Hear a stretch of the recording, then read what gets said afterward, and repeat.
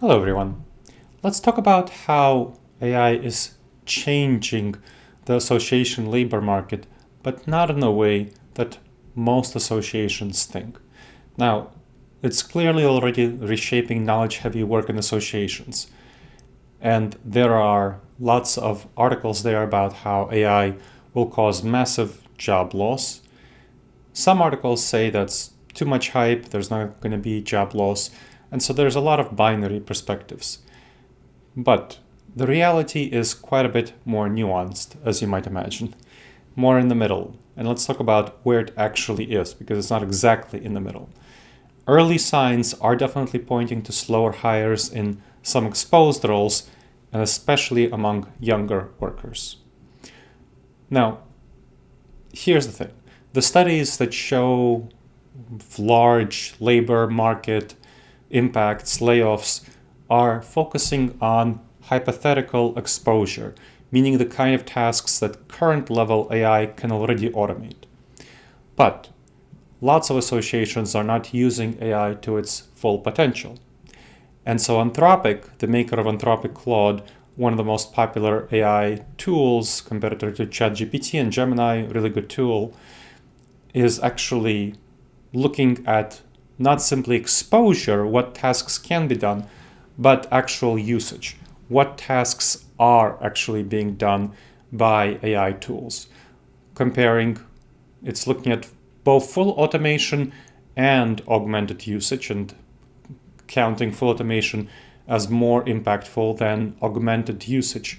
It also weighs tasks by the share of time they take in each job, which makes this finding quite practical for associations today. So associations should think about workflow not simply workflow exposure, but actual usage. So that's how they should be thinking about it. Now, association workflows are definitely fitting, many association workflows fit strongly into early AI use cases. Like, for example, drafting updates, summaries, board materials, FAQs, CLEs, and so on, and volunteer work in chapters, scheduling, doing a lot of emails, automations, blog writing, and so on. So lots and lots of activities that can be done by AI. They're digital, repeatable, and rich in structured language. So generative AI is great for those tasks. And the best targets are support, content, and knowledge workflows. But that doesn't mean that all of these tasks are actually being done by AI. So out of the whole world of tasks that associations can do, many are actually quite behind in AI adoption. And so they're not really firing all their staff and adopting AI tool usage. They are adopting these tools slowly, partially because of a variety of not knowing how to do it, uncertainty, maybe concerns about legal risk, data privacy, and a lot of it is change management, so staff and volunteer resistance. I'll tell you about an example. I worked with a national association, and what we did to address these issues to help facilitate AI adoption was mapping recurrent tasks that AI could do across staff, chapters, and sections. And we targeted drafts, meeting recaps, onboarding, FAQ of new members, FAQs, and content tagging, content creation and content tagging. High-risk work stayed human-led to protect trust and judgment. Lower-risk work was automated by AI and reviewed by humans.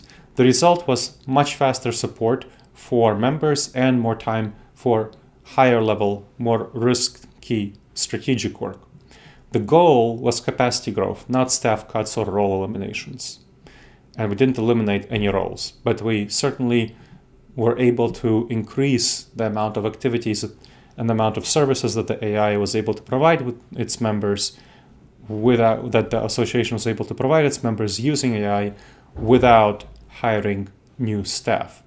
So that was great, and it increased member retention, and it helped members see the value, not simply retention, but recruitment of new members, because it helped members get more value from their association membership.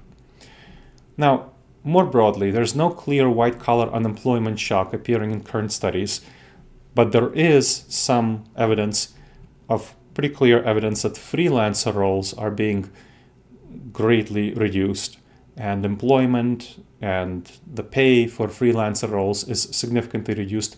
And younger workers, age 22 to 25, one estimate showed that 14% drop, a recent drop in the exposure levels versus 2022 job finding for younger workers, so the last year.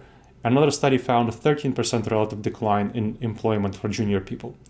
So associations must think about their career pipelines, their learning paths, as AI is removing and automating lower level tasks for younger staff.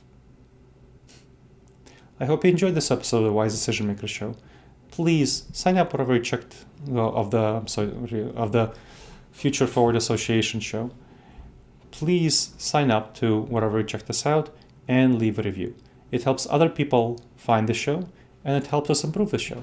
And if you have any questions, email me at gleb, Gleb, @disasteravoidanceexperts.com.